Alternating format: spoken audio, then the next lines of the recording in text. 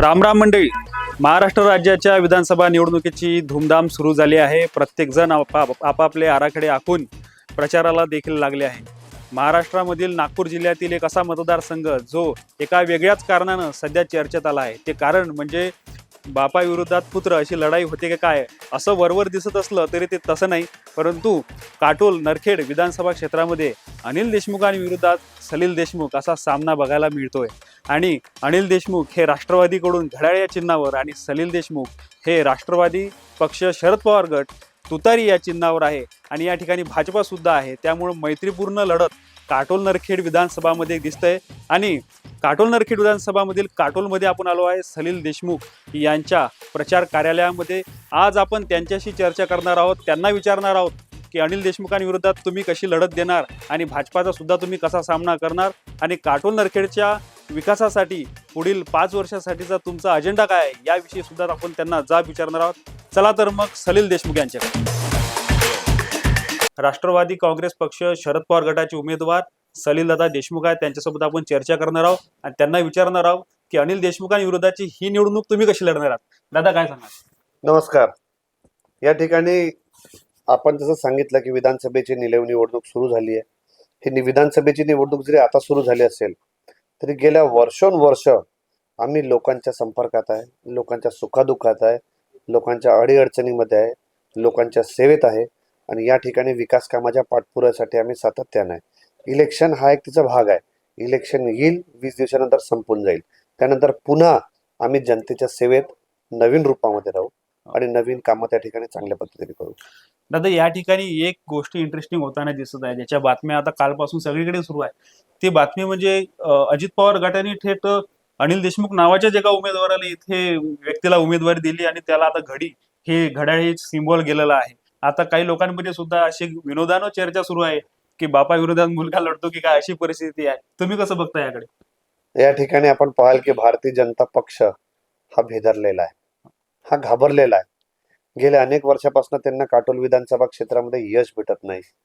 त्याच उमेदवाराला, त्याच ठेकेदाराला तशा पद्धतीने तुम्ही पुन्हा उमेदवारी देता, ज्यांनी आतापर्यंत आपलं घर भरायचं काम केलं, बाजार समित्या खाल्ल्या, नगर परिषदा खाल्ल्या, आता आमदारकी देऊन यांच्या घरी काय पूर्ण काटोल तर नरखेडचा सातबारा यांच्या नार घेऊन टाकता, कशा पद्धतीची चर्चा आहे. अशा वेळेस तुम्हाला खासगी विमानातून एबी फॉर्म आणावा लागतो आणि मग एक माणूस त्या नावाचा शोधावा लागतो. पण अनिल देशमुखाच्या नावावर त्या ठिकाणी तुम्हाला राष्ट्रवादी काँग्रेस पक्षाचा फॉर्म भरावा लागतो. म्हणजे तुमची महायुती आहे. तुमच्या महायुतीमध्ये आता मग इथचा देवेंद्र फडणवीस हा या उमेदवाराचा प्रचार करेल का, की नरेंद्र मोदी याचा प्रचार करतील का, की अजित पवार स्वतःच्या प्रचाराला येतील का, ही गंमत आहे. येणाऱ्या दिवसामध्ये पाहायला लागेल. आणि एवढं सांगतो की पूर्ण घाबरलेले भारतीय जनता पक्ष आणि याचं उत्तर या ठिकाणी आपल्या भागातील जनता देतील. आणि वेगळ्या पद्धतीचा सूर यांचा त्या ठिकाणी चालू आहे. काटोल केलं बेवकूफ आहे, उनको काय समजता है, अशा पद्धतीचा गर्जना इथचा उमेदवार भारतीय जनता पक्षाचा करतो. तू लोकांना मूर्ख समजतो की तू मूर्ख आहे, हे येणार 23 दिवसामध्ये तुला लोक दाखवतील. नाही पण ज्या अनिल देशमुखांना यांनी तिकीट दिली आहे, मतदारसंघातील लोक म्हणतात की हा उमेदवार दिसूनच कुठं राहिला नाही. तो उमेदवार आहे तरी कुठे सध्या. मी तुम्हाला त्याचा ऍड्रेस सांगतो. तुम्ही काटोलमध्ये मुलाच्या खाली आले तर डाव्या बाजूला याचं घर आहे. तिकडे तुम्ही गेले, तिकडे सुरक्षेमध्ये हा बसलाय. त्याला काय प्रलोभन दिले, त्याच्या मनात काय आहे, अंतकरणात काय आहे हे माहित नाही. पण त्या ठिकाणी त्याच्यावर प्रचंड दबाव त्याच्या आणि त्याच्या परिवारावर त्या ठिकाणी या लोकांनी करून ठेवलाय. काही फरक होणार नाही. त्या ठिकाणी त्यांचे परिवार पण ओळखून आहे, गावातले लोक पण ओळखून आहे. आणि ही खेळी करायचं योग्य उत्तर जनता पण त्यांना त्या ठिकाणी त्याच्याच पद्धतीने देणार आहे. नवीन उमेदवार जरी असला तरी थेट लढत या ठिकाणी भाजपा आणि तुतारी या चिन्हावर जिथे होताना दिसत आहे. परस्पर जे तुमचे विरोधी जे लोक आहेत भाजपा यांच्याकडून सुद्धा अनेक ठिकाणचे आरोप वगैरे केले जातात की मतदारसंघामध्ये विकासाचे कामं केल्या गेले नाहीत. आणि अशामध्ये आता एक नवीन नेतृत्व म्हणून तुम्ही या ठिकाणी मतदारसंघामध्ये पुढे आलेला आहात. मतदारसंघाच्या विकासासाठीचा काय अजेंडा राहणार आहे. मतदारसंघाच्या विकासासाठी अजेंडा या ठिकाणी एक रोडमॅप आम्ही बनवला आहे. या महाराष्ट्र शासनामध्ये 40 विभाग असतात. कृषी, सिंचन, परिवहन, आरोग्य, बांधकाम अशा 40 विभाग असतात. मनरेगापर्यंत तर ते फॉरेस्ट पर्यंत.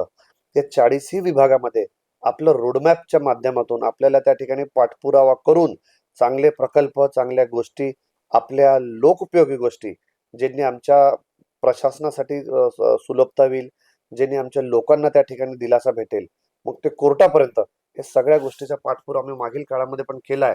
मी जिल्हा परिषद सदस्य असताना सत्ता असो की सत्ता नसो, हे सगळं कामं मी त्या ठिकाणी खेचून आणले. आपण याच्यामध्ये पाहाल, कृषी राहिलं, परिवहन राहिलं, आरोग्य राहिलं, डायलिसिस राहिलं, या सगळ्या गोष्टी त्या ठिकाणी मी स्वतःच्या भरोश्यावर त्या ठिकाणी पाठपुरावा करून मंत्रालयापासून तर सचिवापासून तर जिल्हाधिकारीपासून तर जिल्हा परिषद सगळ्या स्तरावर जोडे घासून सातत्यानं जाऊन सकाळ संध्याकाळ हा पाठपुरावा केलाय.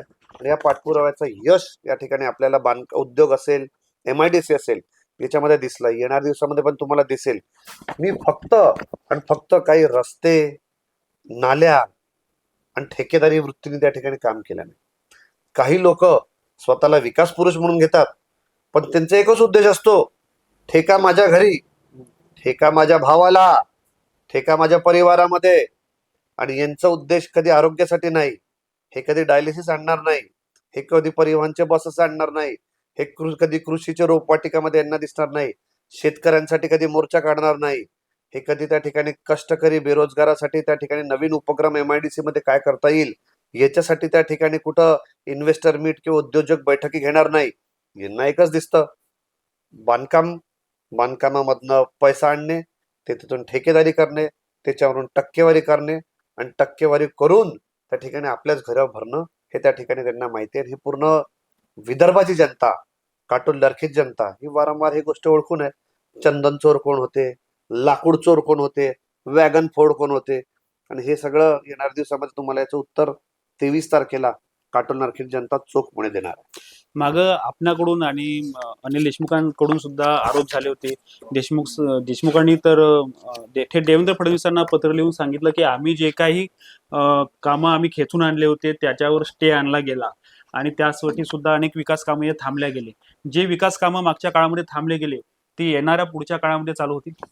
निश्चित रूपाने आपण पहा, जाणीवपूर्वक जर का शासन करता आणि त्यातल्या त्यात नामुष्की असणारा हा नागपूर जिल्ह्याचा पालकमंत्री, हा जेव्हा जाणीवपूर्वक एका विधानसभा क्षेत्राचा कामं थांबवतो, अतिवृष्टीमध्ये झालेल्या नुकसानाचे कामं थांबवतो, त्या ठिकाणी असलेल्या पिकांचं जे नुकसान झालं अतिवृष्टीमुळे, रोगांमुळे आणि या सगळ्या गोष्टींमुळे मदत भेटू देत नाही, शेतकऱ्यांना मदत भेटू देत नाही, शेतमालाला भाव हा माणूस योग्य ठिकाणी त्या ठिकाणी देत नाही.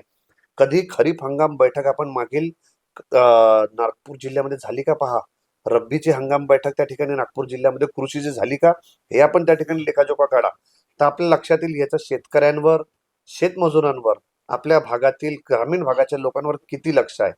फक्त झासा देणं, फक्त काहीतरी नवीन उपक्रम दाखवणं, फक्त जाहिरातबाजी करणं, याच्याच मध्ये बहुतांश वेळ या लोकांचा त्या ठिकाणी चाललाय. या ठिकाणी काटोल तालुक्याची जनता, नरखेड तालुक्याची जनता, विदर्भाची जनता यांना ओळखून आहे की कशा पद्धतीने तोंडावर पानं पुसायचं काम या लोकांनी शेतकऱ्यांचं केलं, तरुण बेरोजगारची थट्टा या लोकांनी केली. आपण पाहाल, या ठिकाणी एअरबसची कंपनी हे आपल्या मिहानमध्ये येणार होती, तर मिहानमध्ये येऊन त्यांनी जागा फायनल केली. हे सगळं झाल्याच्या नंतर त्यांना त्या ठिकाणी वेलकम करायला पाहिजे होतं, अधिकाऱ्यांच्या बैठका घ्यायला पाहिजे होता, काय अडचणी पाहिजे ते सोडवायला पाहिजे होते, स्वतः लक्ष द्यायला पाहिजे होतं, एखादा IAS ऑफिसर डेप्यूट करून ह्या सगळ्या निटीग्रिटीज चेक करायला पाहिजे होतं, पण तसं करण्यात नाही आलं. यांना दिल्लीहून फोन आला आणि हे प्रकल्प कुठं गेलं, आपल्या नजीकच्या राज्य गुजरातमध्ये. हे प्रकल्प इकडं आलं असतं तर आपल्याकडे 1 ते 1.5 लाख लोकांना या ठिकाणी नोकऱ्या लागल्या असत्या, पण ते आपण लावायचं काम नाही केलं. नुसतंच आपण आरोप करतो, नुसतंच आपण षडयंत्र करतो, नुसतंच आपण कटकारस्थान करतो, असं हे त्या ठिकाणचं नेतृत्व आहे. या ठिकाणी स्वतः विधानसभेमध्ये उभे राहिलेल्या यांना सुद्धा लोक आपली त्या ठिकाणी जागा दाखवतील. आपल्याला खोट्या आरोपामध्ये अनिल देशमुखांना अटक केलं.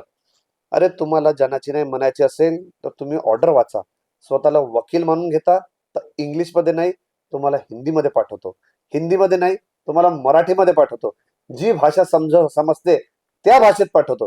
ही ऑर्डर वाचून घ्या. कधीतरी त्या ठिकाणी तो चांदीवाल आयोगाचा कमिशनचा रिपोर्ट असेल किंवा कोर्टाचा रिपोर्ट असेल, तो त्या ठिकाणी लोकांना सांगायचा धाडस ठेवा. दादा, या ठिकाणी विरोधकांकडून असा सुद्धा आरोप होत आहे की मागच्या काही 15-20 वर्षापासून बेरोजगाराचा प्रश्न या ठिकाणी मोठा आहे. संत्रा उत्पादक शेतकऱ्यांसाठी संत्रा प्रक्रिया उद्योगाचा हा मोठा भाग आहे. तर याविषयी तुमच्या मनामध्ये काय अजेंडा आहे? या ठिकाणी संत्रा प्रक्रिया केंद्र आपल्या MEIDC Maharashtra agro industries development कॉर्पोरेशनचा त्या ठिकाणी सावरगाव रोडला आपल्याला पाहायला भेटतो. हा प्रकल्प गेल्या अनेक वर्षापासून न्यायप्रविष्ट आहे. तुम्ही लक्षात घ्या, बरेच लोक दिशाभूल करतात. न्यायाधीशाच्या पुढे किंवा न्याय देवतेच्या पुढे कोणी असतं का? कोणी नसतं. हा विषय गेल्या अनेक वर्षापासून न्यायप्रविष्ट आहे. आता राहिलं तुम्ही काय केलं मी सांगतो. गेल्या 2019 पासून या प्रकल्पाच्या मागे सातत्यानं पाठपुरावा करून त्या ठिकाणी कोर्टामध्ये जाऊन, जेव्हा अनिल बाबू अटक होते तेव्हा पण कोर्टामध्ये हजेरी देऊन त्या ठिकाणी हे विषय आम्ही मार्गी लावायचा प्रयत्न केला. ऑफिशियल लिक्विडेटर ज्याला लिलाव करतो म्हणतात, या लिलाव कर्त्याच्या माध्यमातून बैठका घेतले. जो या झोनचा म्हणजे 4 राज्यांचा प्रमुख लिलाव करता याच्यासोबत ही बैठक घेतली. त्यांनी सुद्धा इकडे एक बैठक घेतली. त्यांनी त्या सील उघडलं कोर्टाच्या परवानगीने. त्याच्यामध्ये पण मी तिकडे होतो. त्याचे फोटो पण त्या ठिकाणी आहे. त्याचे दस्तावेज पण माझ्याकडे त्या ठिकाणी. आणि माझा कोर्टामध्ये रेटा आहे की याच्या ठिकाणी हे प्रकल्प पुन्हा आम्हाला त्या ठिकाणी कृषी विभागाला भेटलं पाहिजे. एकदा हे प्रकल्प पुन्हा कृषी विभागाला भेटलं तर निश्चित रूपाने संत्रा प्रक्रिया, मग ते पावडर असेल, ग्रेडिंग असेल, पॅकिंग असेल, सगळ्या गोष्टी जे आपण ऐकतो ते तिकडे होईल. पण हे न्याय प्रविष्ट असल्या कारणाने काही लोक त्याच्यावर अजून टीका करतात. तुमच्यामध्ये हिंमत होती 2014 ते 19 तुमची सत्ता होती. तुम्ही किती बैठका घेतल्या सांगा. माझा पत्रव्यवहार मी दाखवतो. माझ्याकडनं मी काय काय केलं ते सांगतो. मी तर आमदार नव्हतो, मी तर जिल्हा परिषदचा सदस्य होतो. जिल्हा परिषद सदस्य तो आवाका नाही, पण तरी त्या ठिकाणी कोर्टामध्ये मी गेलो. लिलाव करतो ऑफिशियल लिक्विडेटरकडे मी गेलो. त्या ठिकाणी त्या हाऊसमध्ये त्या ठिकाणी मी गेलो. हे सगळं सातत्याने मी प्रश्न मांडले. आणि एक सांगायचं तुम्हाला, कोविडच्या काळामध्ये 2 ते 2.25 वर्ष आपण पाहाल कोर्ट बंद होते. त्याच्यामध्ये पण आम्हाला कुठेतरी फटका पडला नाही तर आतापर्यंत दिलासा आला असता. पण एकच सांगतो, हत्ती गेला आणि शेपूट राहिलाय. आणि हे प्रकल्प होणार आणि हे प्रकल्प कृषी विभागाच्या मालकीचा राहणार. कृषी विभागाच्या मालकीचा झाल्यानंतर याच्यानंतर आम्ही संत्र्यावर होणारे बरेचसे प्रक्रिया त्या ठिकाणी करणार. म्हणजे करणार हे काळ्या दगडाची रेषा. काटोल नरखेड विधानसभेमध्ये जातीचं समीकरण हे महत्वाचं मानलं जात आहे सध्या. एक कुणबी बहुल म्हणून हा मतदारसंघ ओळखला जातो आणि त्यामध्ये इथे कुणबी समाजातील 3 ते 4 उमेदवार इथे उभे आहेत आणि महायुतीमधील सुद्धा काही उमेदवार इथेच उभे आहे आणि त्याचा फटका हा तुम्हाला बसेल असं काहीतरी लोक म्हणत आहे. तर तुमचं याविषयीचं जातीय समीकरणाविषयी या मतदारसंघातलं तुमचं काय आकलन? पहा, जेव्हा आपण लोकांच्या पुढे मत मागायला जातो ते आपण सर्व लोकांना नमस्कार करून त्या ठिकाणी त्यांचं मत मागतो. तेव्हा जातीपातीचा हा प्रश्न त्या ठिकाणी येत नाही. आपल्या पुढून तर जो माणूस आला त्याला न्याय द्यायचं काम हे तुमचं त्या ठिकाणी असतं. याला राजधर्म म्हणतात. आणि हे राजधर्माचं पालन त्या ठिकाणी आम्ही गेल्या अनेक वर्षापासून करत आलो. निश्चित रूपाने आता जो ज्या समाजाचा आहे त्याला त्या समाजाबद्दल अभिमान असणं गरजेचं पण आहे आणि असलंही पाहिजे. त्याच्यामध्ये काही दुमत नाही. पण आपण काम करत असताना सर्वव्यापी लोकांची कामं करतो, सगळ्या लोकांची त्या ठिकाणी सेवा करतो आणि सगळ्या लोकांना न्याय देतो. सगळ्या लोकांसाठी आम्ही लढा देतो. तर शेतकरी हा कुठल्या एका जातीचा असतो का हो? हा सगळे लोक शेती करतात त्या ठिकाणी. कष्टकरी, आज आमचे बेरोजगार कुठली जात असते का हो? ते सगळ्या पद्धती असतात. तर तुम्ही ह्या जातीपातीच्या प्रश्नाच्या पलीकडे जाऊन पाहाल तर निश्चित रूपाने आपण लोकांच्यासाठी सेवा, त्यांच्यासाठी संघर्ष गेल्या अनेक काळापासून मोर्चे, आंदोलनं आणि या ठिकाणी त्यांच्यासाठी विकास करण्याचा पाठपुरावा हे करत आलो. आणि येणाऱ्या दिवसामध्ये चांगलं हा काटोल नरखेड विकसित करून एक मोठा प्रकल्प बटालियन सारखा त्या ठिकाणी तुम्हाला येणार दिसेल. खूप खूप धन्यवाद सर. हे होते सलील दादा देशमुख. त्यांनी आपला या काटोल नरखेड मतदारसंघामध्ये पुढील येणाऱ्या काळामधील काय अजेंडा राहील त्यांनी ते समजून सांगितलं आणि विरोधकांना सुद्धा त्यांनी त्यांच्या स्टाईलनं एक उत्तर दिलं आहे. सलील देशमुखांसाठी जर काय तुमच्याकडून प्रश्न असेल तर ते या व्हिडिओच्या कमेंट बॉक्समध्ये कमेंट करून आम्हाला नक्की कळवा आणि आमचं ॲटपोस्ट मराठी चॅनल सबस्क्राईब करायला विसरू नका. धन्यवाद.